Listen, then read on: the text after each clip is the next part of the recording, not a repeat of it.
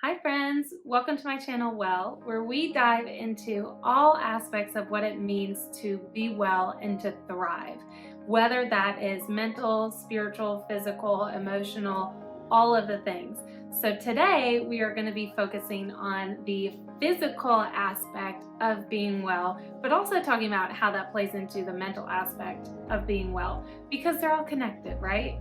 This is a video that I really wish I could have watched before starting my fitness journey. And I'm going to share a little bit of why I said that and also a little bit about my fitness journey. We're going to talk about the benefits of working out and moving your body, the mental and physical benefits. And we're going to talk about tips that no one talks about that really make all the difference. With this new year, 2022 is just around the corner. A lot of people's goals are to lose weight or to start on a fitness journey. So this is a video, please, I beg of you, that I really think that you should watch because it has a lot of important information regarding working out safely, and getting the best results, which is really what we want. So let's dive in.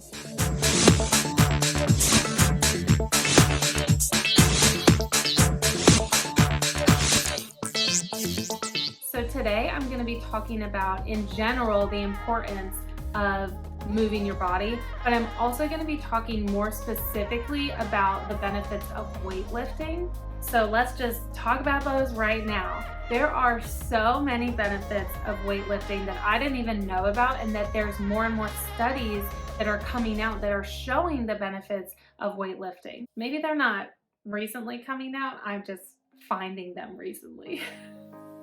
So there are a lot of benefits of moving your body and weightlifting, including physical and mental benefits. Of course, the physical benefits are you're able to lose weight, gain muscle. When you are weightlifting, your body is building muscle, which is a little bit different than cardio, which is typically your body is just losing fat and sometimes also losing the muscle. But with weightlifting, you are building muscle and losing fat. Weightlifting has a lot of benefits on your bone health. It helps your bones strengthen, which is kind of crazy. It also helps your organs as well. There have been a lot of studies that suggest that weightlifting actually sometimes can have more benefits than cardio. There are also a lot of mental benefits to working out, whether that is weightlifting or cardio. I am someone that does both. I do cardio and weightlifting. I'm gonna jump in a little bit and tell you a little bit about my story in a bit, but I primarily weightlift and then I throw a little cardio and just general movement in my everyday routine. All types of exercise and movement are good for the mind. They release all of those good endorphins. They also can help build confidence. There are tons of mental benefits to moving your body. So like I mentioned, I do primarily weightlifting, but I also do cardio. I try to walk outside every day if weather permits and my schedule permits. But I really love weightlifting. I think that's, like, for me, that's my thing. So I found the gym back when I started college. I went to college in North Carolina, and the gym was something that I had never experienced before. I had never worked out. My mom didn't work out. My dad didn't work out. Now, with that said, they exercised a lot. My dad and my mom both love hiking and walking and biking and yoga. So I had really good examples of the importance of moving your body growing up, which I am very thankful for. But growing up, I was the kid that hated sports. I sang a lot and acted in high school and middle school, but I hated the competitiveness of sports, probably because I just wasn't good at them. I'm a pretty competitive person in general, but when it comes to sports, I think I know my weakness there now, but when I was growing up, that made me very insecure and very self-conscious, and I had a really hard time with sports. in middle school and high school. So when I moved out to college, every campus has a gym, right? So that was the first time I had a gym accessible to me so easily. And so I decided to give it a try. I would say in the beginning, I moderately fell in love with it. I really enjoyed the weightlifting, but I think that my issue was that I had all of these mentalities that to lose weight, you have to do cardio. And so I would force myself to do all of this cardio and then build in a little bit of weightlifting. A few other big hurdles that I had to overcome was the lack of self-confidence. I had never worked out in my life, and so I didn't know what I was doing. I felt like everyone was watching me. I felt like everyone was lifting heavier than me, and everyone looked better than me. Now, if you're in this spot, I want to stop and just tell you that you will get there, okay? So don't put all of this pressure on yourself to be perfect. First of all, no one is really watching you. Everyone is watching themselves. And you can do it. Do research, practice proper form, which we're going to talk about in a minute. But you can do this. Stay on top of it and you will get there. If you're just starting out, you can't possibly be perfect. We're never perfect anyway. So I worked out all through college. I started running a little bit in college, which I also had never done. Also probably had poor form. And back in 2016, I was doing the free weight barbell squats. In retrospect, I had too much weight and I had very poor form. Something that's really important with squats is to have good ankle mobility, and I have since learned that I have very poor ankle mobility. So I went down to do a squat and I felt like I pulled every single muscle in my lower back. I just felt them all pull apart. And that set me back in more ways than one. If you are someone that's ever suffered an injury or broken a bone, I mean, you understand that it affects your whole life, not just the working out aspect, but it really discouraged me from weightlifting. It kind of also was a great wake-up call to do more research and make sure that I'm focusing on what's important and not focusing on lifting as heavyweight as I possibly can. So because of that experience, I feel very passionate about helping people with their fitness journey, specifically weightlifting, because I wish that I could have had this video to watch before I started that weightlifting journey, because I could have potentially saved myself from all of that pain from that injury. And then if you hurt your back, I mean, gosh, my heart goes out to you because I know exactly how you feel. There's so much rehab in that for years and years. And honestly, it never fully goes away. It's something that you always have to stay on top of, be mindful of stretching and having proper form and doing all of these things, because your back is such an important part of all weightlifting, not just leg day. So I'm gonna share 5 tips that I learned the hard way that I wish I would have known before starting my fitness journey, that I pray help you and motivate you and set you up for success. Number 1 is form over weight. Okay, so what I mean by that is form is much more important than having a heavier weight. So let's think through this. At least what I've heard from every single personal trainer and fitness person on social media is that you can build muscle by lifting heavy weight. But what I think they are remiss in sharing and focusing on is the importance of proper form. And logically, now that I have been focusing on proper form, it makes sense, right? Like if you are doing, let's say, Bulgarian split squats, Google it if you don't know what that is. They're very difficult.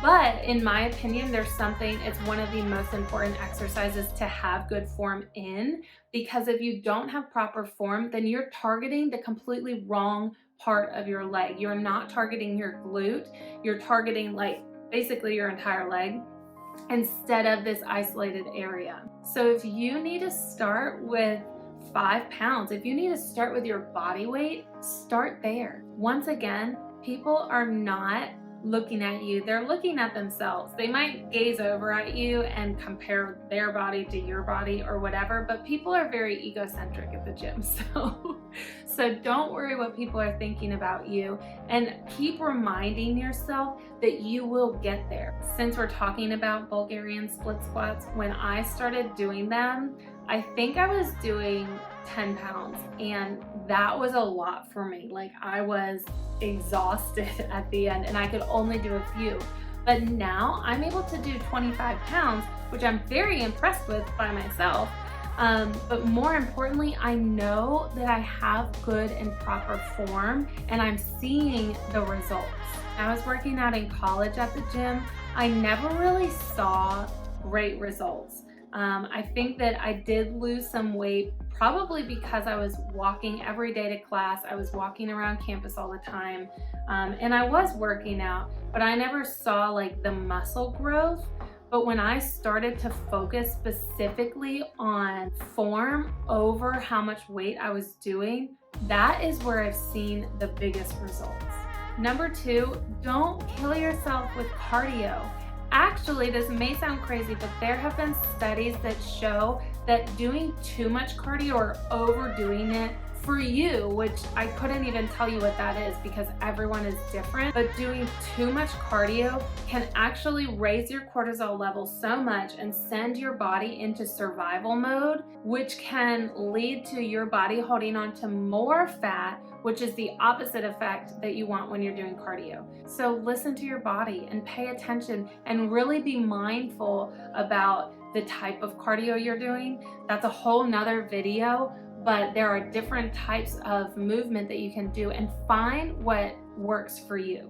Number 3, this may sound a little bit crazy, but it's something that I firmly believe in. It's the mind-body connection, right? So when you are working out, let's say your legs, let's go back to a Bulgarian split squat. The target here is your glute. So when you're working out, I want you to think about your glute muscle tightening, it working, your glute muscle being engaged the entire time. So it's not like you go down, come back up and relax. Keep your glute engaged when you're in that standing position and you're going back down. Does that make sense? Very simply put, while you're working out, imagine the muscle group that you're targeting in each exercise. And if you don't know because you're new to working out and you're not really sure why you're doing a specific exercise, Google it. See, ask, what muscle group am I targeting during a Bulgarian split squat? Or what muscle am I targeting during a walking lunge or something like that? Your mind is so powerful, and we talk about this all the time on my channel, but it really is. And if you are able to make that mind-body connection, I promise you will see results. Number 4 is track small progress. So this is something that I will admit I'm not good at, but it's something that I wish that I would have done in the beginning when I started working out, because it's in the beginning, really through the whole process, but specifically in the beginning while you're gaining confidence, you want to be able to see that you are progressing.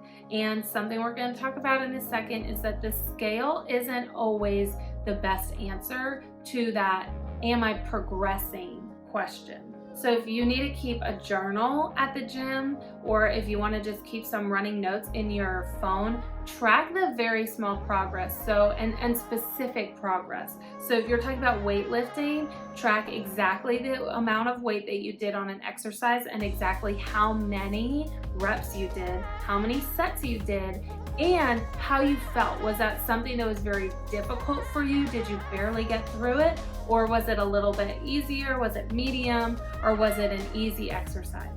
If you're tracking cardio, I want you to track exactly how much time you did, what the distance was, the level of effort that you put in, things like that. Be very specific in your note keeping, so then at the end of the month or even the end of the week, you can go back and look and review and see what progress you've made and where you might want to spend a little bit more time working. And number 5, I just mentioned it briefly, but the scale is not always the best way to track your progress. Why?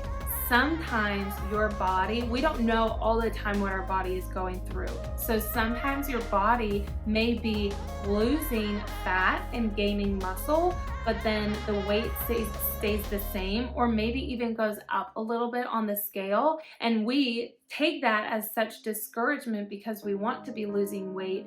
But if you're able to track your progress in other ways, like what we just talked about in number 4, but also paying attention to how you feel. Do you have a little bit more energy? Do you feel like, again, with tracking your progress, do you feel like these exercises are getting a little bit easier?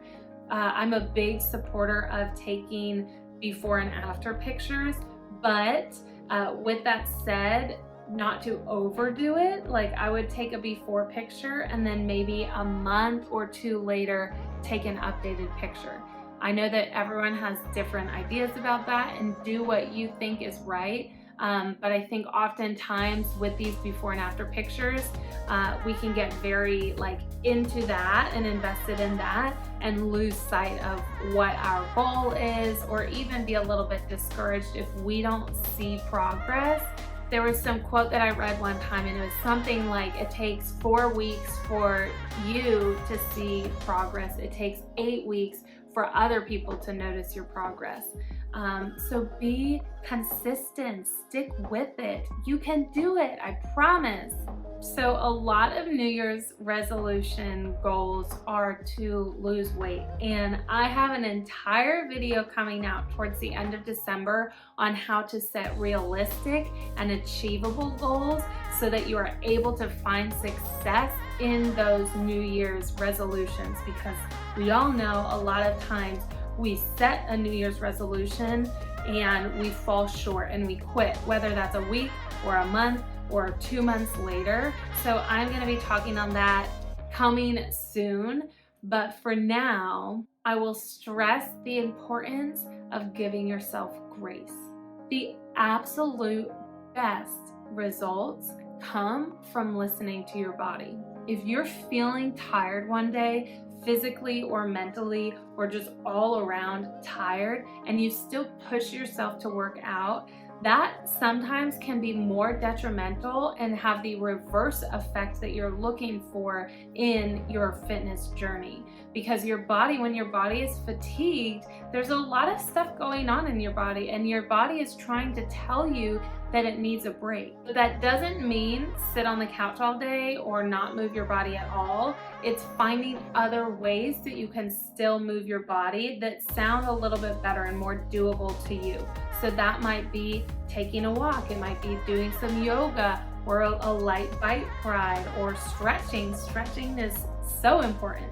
I promise you'll see better results. I know it sounds crazy, but do some research on the importance of listening to your body and the importance of rest, because that is so underrated in the fitness industry. It's always push, grind, hustle, don't stop, don't quit. If you miss the gym, you're a failure. That is the opposite of true. The last thing that I want to say and stress is the importance of finding balance.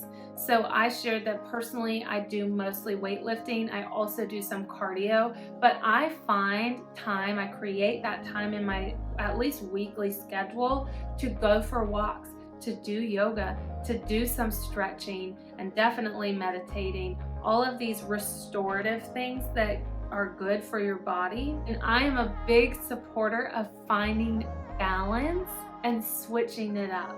So if you are someone like myself that really loves weightlifting, stick with that, do that primarily, but also make sure that you are adding and incorporating a little bit of cardio, yoga, hiking, biking, walking, surfing, skateboarding, I don't know, whatever sounds good to you, whatever movement feeds you, make sure that you're incorporating that into your routine. I hope that you found this video helpful. I want to know what specifically spoke to you, and if this is the beginning of your fitness journey, or you're in the middle of it, or you're a very well seasoned athlete, comment some things that worked for you, comment some questions down below that you're still hung up on. My goal in this channel is to create an open environment where everyone can feel safe to bring their vulnerability, to bring their questions, to bring their support and their encouragement, and all of these things. We all need a little bit of community, right? All right, friends, I'll see you next time. Bye.